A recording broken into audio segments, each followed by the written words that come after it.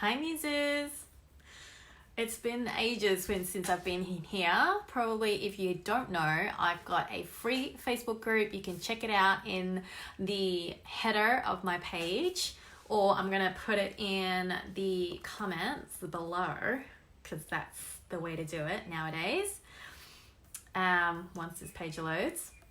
Because that's where I'm sharing my trainings and conversations, and I wanted a nice little group. Well, hopefully it won't be little because I want to have all the muses in there who are interested in connecting to this collective creative energy of being around me, and where I'll be sharing all my insights and creative wisdom and kind of my practice, my creative practice, which is more than just painting in my little studio.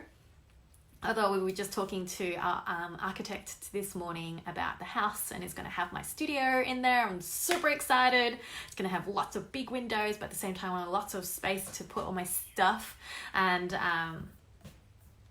so space and having that container to really gather. And because of the way Facebook works and everything, I have been resisting it for a long time, but really felt called to create a safe space for people to come in, and you can connect with me in there. I share first dibs and special training or free trainings and resources in there. You can get access to Muse Mojo Your Year in there, as well as specials on courses that I'm releasing, and just connecting with me live more on there as well. But I wanted to come on here today to talk about conversations. And I hear a lot of the time when people ask me my opinions, I always go, I don't have advice. I don't have like the rules and this is what you must do. And it's always just my opinion really, and my suggestions. And the questions are always around, how do you find time to be creative? And where do you get your inspiration from? And really, I know deep down the question is about how do you know what to do next, and it's really about confidence about what you're creating, or it's about how to feel inspired all the time because you're feeling bored and stuck or stagnant, or feeling like something is missing because you've just been following your actions for a long time, following the status quo, you're just going through the motions, but not feeling that sense of passion and fire. And you have this romantic sense that surely my life is all color and inspiration, and just feeling like inspired by all these possibilities and big dreams and visions. And in a way, yes, actually, my life is always full of inspiration. And I think as a mama, there's always connection to creative ideas and things that I wish I had more time to do. And at the same time, sometimes I get really shitty that people are coming to me, and that I have 2 kids and they're 6 and 2, and I know what it means to be busy, and that life is very full, and a weekend day like away from work or whatever is a very busy full-on day, and you just kind of crash in bed and your brain just doesn't want to think anymore. And I really do need to binge on Netflix so that I could just allow my brain to think about something else and to like unwind. And I totally get that, and I get how busy our lives can be, and I get how full everything can be. And yet I also know that if you're able to watch these things, these videos, if you are able to binge on Netflix and living the way that we do, and you have a smartphone that you can scroll, it's not really about time. And it's not really about how do you prioritize some me time. This is the year you're going to have some me time and really get back into your creative flow, and to get some of that creativity flowing into your life, and feeling and doing more creative hobbies that you've kind of dropped along the way because, life. This is the year that you're going to have more focus and just feeling more passion and all those kind of things. And looking at how to find productivity hacks, or and what's the tip, or what's the secret, what's the strategy that you can then magically find all these things. And I have lots to say about this. This is why I have a whole group. Definitely go join. The link is in the comment below, or you can find it on my page, where you can just like click join group and it will just bring you there. It's a free group. There'll be more trainings in there, and then I'll be going in there in the next week talking about what is creativity really. If you really struggle with you struggle with this idea of even labeling yourself, although the idea of labels I'm struggling against, but like labeling yourself as creative. People come to me like, oh Brenda, you're so lucky, you're so creative. I'm just not creative at all. And I always find that really strange, because if you're a mum, you're creative. You have creative energy, you have the ability to create things, and if you get inspired by beauty and other people's artworks and creative works, you are creative. And if you want to do all these things, you have this desire to expand your mind and to experiment and to explore and to really connect to your creativity, you are creative. So I struggle with that. But I'm going to talk about what is creativity inside my group, so that you can at least have these 3 categories to really think about how you are already creative in your life. And I believe that when you see this and see how creativity is already working in your life, and a lot of the time you're already using and wasting a lot of your creative energy on excuses and old stories and reasons why you aren't creative, and let's stop doing that. And then I'll also be doing a training in there about my creative process and how that kind of works, and how you can apply that to all creative works as well. And so finding what your patterns of sabotage is, what your resistance is, what that means, and why you're stuck in the first place, all that kind of stuff. Definitely go check it out. Otherwise, let me just share this so that it gets done.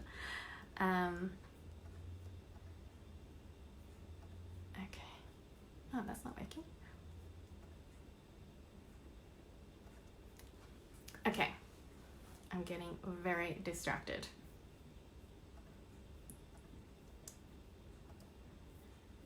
Share now. All right, let me just share that and share into the group.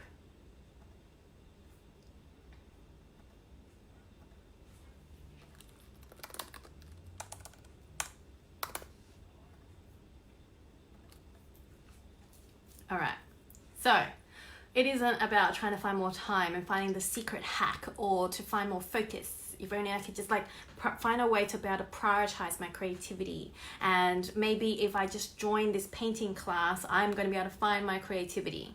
Nothing wrong with joining a painting class. I've been playing out with this idea that really came to me last week about doing one-on-one workshops, in-person workshops. With actual watercolor painting, so definitely message me if you're interested in that. But it isn't about that. How are you going to find more creative inspiration and more time? It really is about more time and focus, and how you're supposed to weave all of that with your actual life. Finding more creativity, how to find more connection to yourself and to your self-expression, or to bring more passion and ideas to the content that you're releasing for your marketing and for your business, or to do more creative things with your kids. This new thought came to me last night, and it's not really new, as with all new ideas. It's just this new way of looking at things, which is what I love. And that is, what is the conversation that you want to have? If you can change it to, how do I find more time, or how do I find more discipline to do this thing, or to, really connect to your creativity. I always say creativity is a habit, not a skill. Yes, you might need certain skills and up-level certain skills, or to get better, and different tools or whatever it is to upskill yourself to be able to create the thing that your creativity is inspiring you to do. But creativity itself is an energy, it's a way of being, it's a way of thinking, and it's a habit. And just like any habit, you need the discipline to first build it, and then you embrace it as part of your lifestyle and as part of your identity. And when it becomes part of your lifestyle and your identity, there's no question about how to find more time or focus or prioritizing it. It's just part of your life.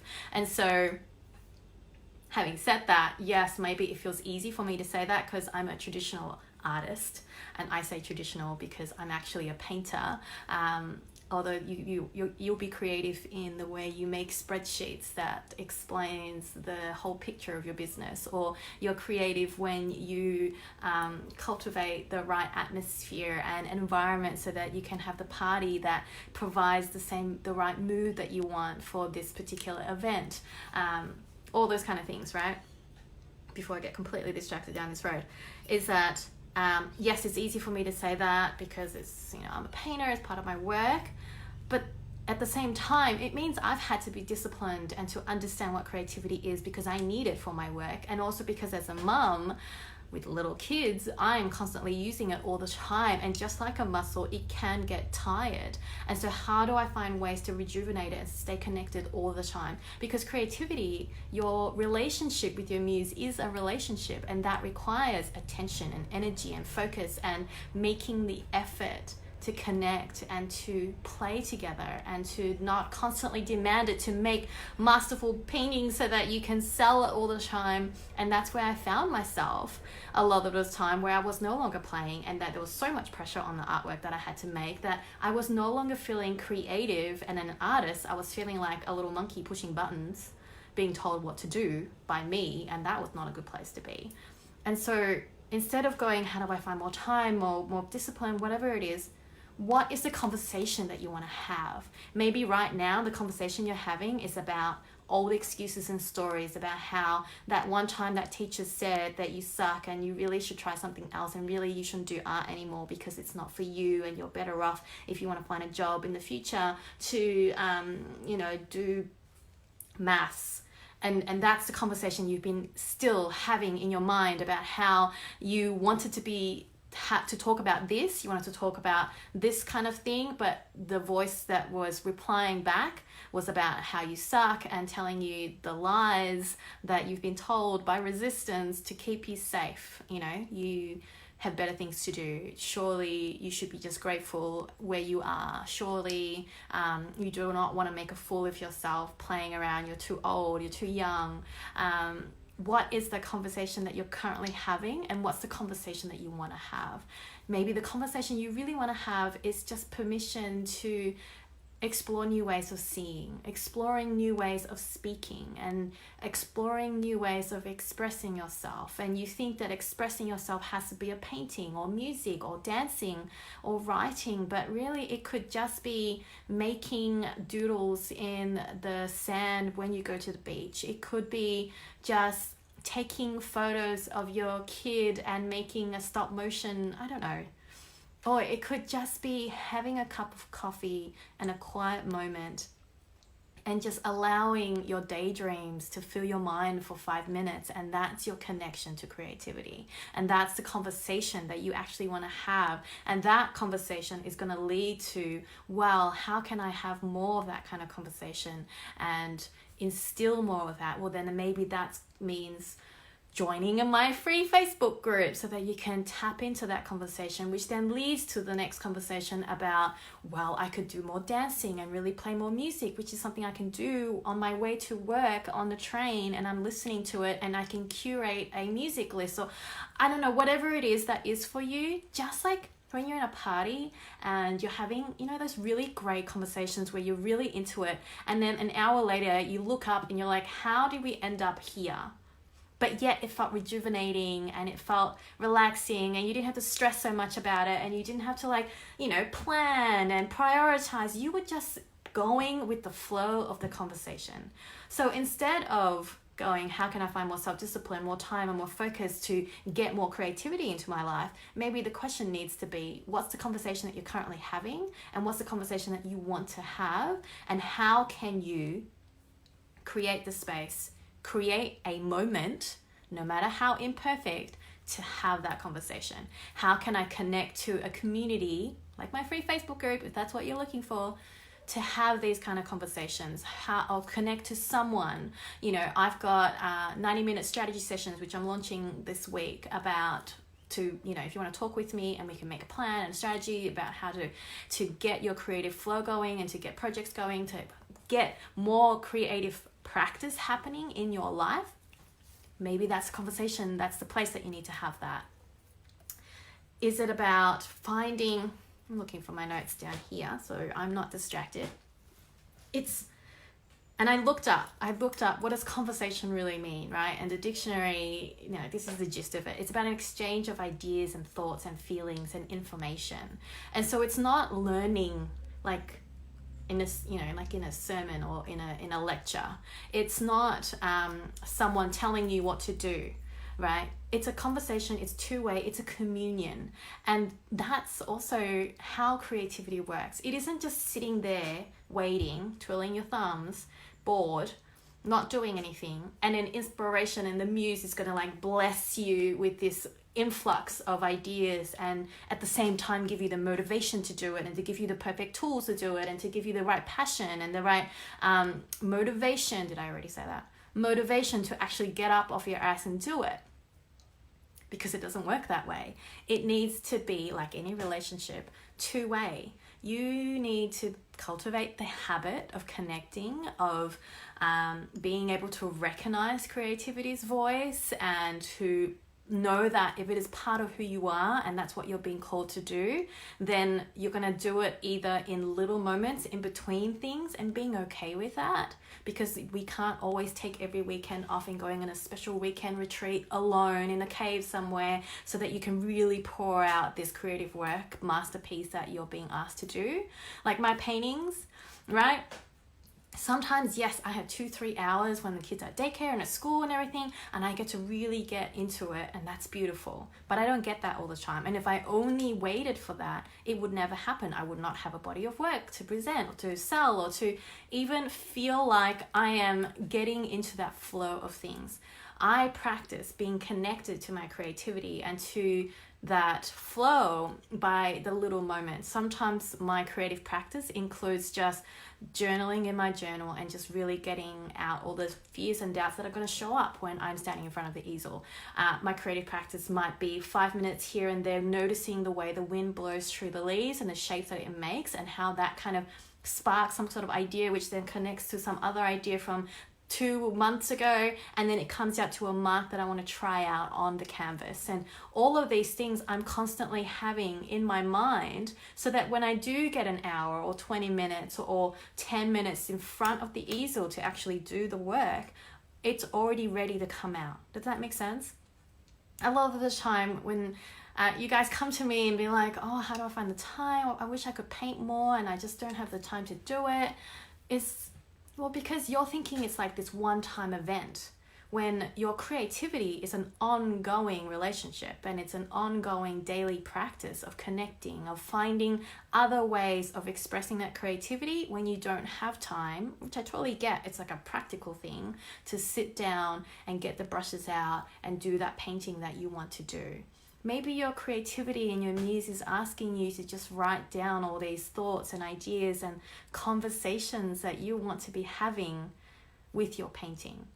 But it's just in words right now, or it's just in audios to your phone, or it's just in having a cup of coffee with your kid while they build a little, biscuit fort with whatever it is, right?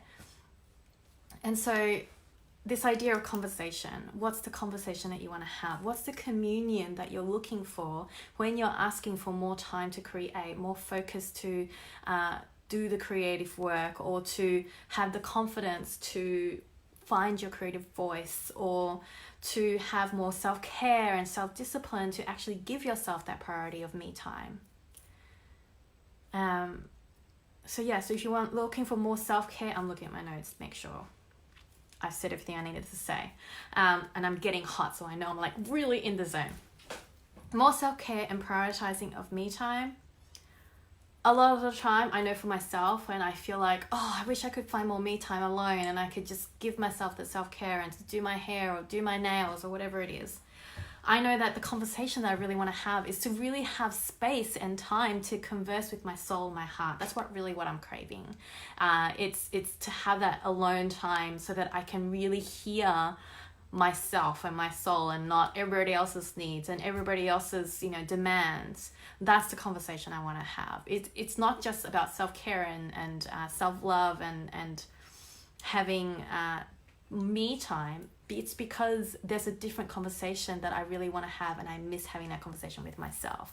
And then therefore I then can ask myself, well, how can I facilitate and hold a moment of time, space, energy to have that conversation?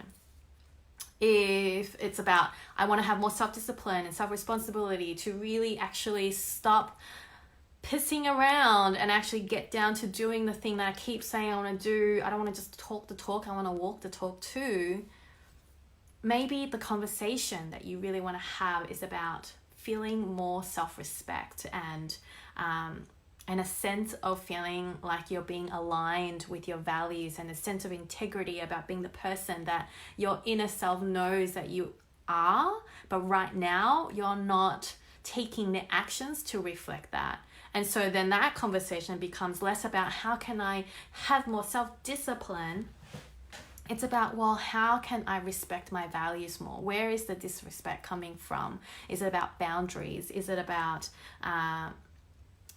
really knowing which value I'm following, and is it truly mine, or is it everybody else's expectations and shoulds and burdens on you? And so changing, can you see how the solution to the thing that you're looking for could really just be about changing the conversations that you're already having and the stories that you're telling yourself, or having with that mean voice in your head? You know, so if it's about self-discipline and why you can't be consistent with showing up or doing the work or whatever it is, who are you talking to within yourself, and how are you labeling yourself? Are you saying to yourself, I'm just so lazy, I wish I could find more discipline? Well, then that's the conversation that you're having. That's the identity you've given yourself. That's the label. That's the you can't change a way of talking and seeing and behavior to match that if you're not also changing the story and the conversation that you're having in your head. And so by changing that conversation to recognizing what is the sabotage, what is the unfocused self, your lazy self, because you're choosing to converse with that part of yourself. Oh, I'm just so lazy. Why can't you just be, not so lazy and be like so-and-so, who's always disciplined all the time? Instead of conversing with that part of you, converse with the hard conversation that you're probably avoiding about facing the fears and the doubts that are coming up when you think about doing that thing, and really having that conversation with resistance and fear about why it's there, why it wants to keep you safe, and why you feel like you have to hold on to these identities. And then once you've had that conversation, then you can turn that conversation to, well, how can I find the conversations that I want to have, which is about passion and inspiration and feeling this sense of deep self-respect and trust that I am capable of pursuing and doing the work that is required of me to step into being the leader, artist, creative that I want to be. Does that make sense? Give me all the heart emojis if that makes sense. Let me know what it is that you're keep telling yourself that you're looking for. Is it about more time? Is it about more focus? Is it about more self-discipline? Is it about more wishing that you could have more, clients even, or more influence in your business or in your life, or more time for yourself, more me time, like you're feeling this kind of sense of losing your own identity and you don't even know what you like anymore. And I have my notes here as well, is that a lot of the time, if you're looking for more time, maybe the conversation that you're spending all your time on is really about perfection and waiting for perfection before you can do the thing. You need to have the perfect amount of time before you can do the thing. Or the conversation that you're really like swirling around with is about other people's needs, that your desire to be dependable and reliable and being really a martyr and suffering for your children, and that is actually the story and the conversation that you're really struggling against. And do you want to keep having that same conversation, or do you want to change it to one about being someone who knows that when you do this thing, then you're going to find more time, then you can give so much more, even like more quality for your children or the people around you or whatever it is. Be less burnout, all that kind of stuff that we already know, but you can't see the solution to it because you're still spinning around in old stories and conversations that you're having with the wrong part of yourself. Like, have the conversation with your hopeful, courageous leader, higher self, not the conversation with the scared, fearful, what is that word? Unfocused, sabotage, pattern making self. You know, there's that part of you that's really dissatisfied and wishing you had more me time, and you know that it could be better and easier, or both, if you just gave yourself that self-care. And yet the conversations that you're really having with yourself is about, you know, it's that mind terrorist about mum guilt, and that you're entertaining that conversation, or you are really conversing with that inner perfectionist where, no, once I get all these things correct, then I can give myself me time. And so just like in any conversation, here's the thing, instead of turning it around, you can just end that conversation and just no longer entertain it, and turn around and focus on who it is that you want to be talking to, what's the story you want to be telling, and what exchange of feelings and thoughts and ideas do you want to be having? What space do you want to hang out with? And a lot of the time, I think we're just hanging around in the wrong spaces, in the scared, limited, childhood old memories that no longer serve us space, as opposed to this much bigger palace of queen energy, or of kindness and compassion and possibility and hope and courage and confidence that you already have within you. You just like not ready to let go of the old story yet. So conversations, it's a small thing, but small things allow you to start now and start imperfectly and to get the ball rolling. I'm a big fan of those, instead of waiting for everything to fall into place, because then you'll be waiting forever. Conversations can lead to a deeper connection and deeper relationships, and it can lead to a different way of seeing, because who you're conversing with, right? If a conversation is an exchange of ideas and thoughts and feelings, and is about that relationship, choosing who and what you're having a conversation with means you get to either energize yourself or deplete yourself. So choose to converse with your dreams and courage instead of your doubts and your fears. Yes, that is all I have for today. I just wanted to share that with you. I hope that this gave you and really bless you with encouragement and inspiration, not just a boost of motivation to like, okay, I'm gonna like change the way I do things, but to actually take a mini step today, because I'm really big on taking tiny steps that you can today instead of waiting for tomorrow, because tomorrow something else is gonna hit the fan, right?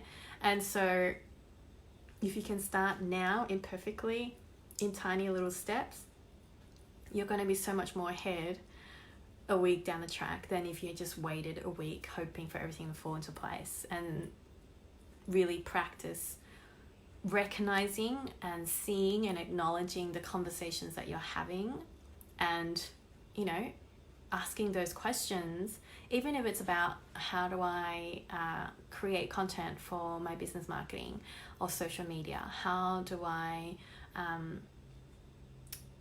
create a home that feels like the way I want it to feel.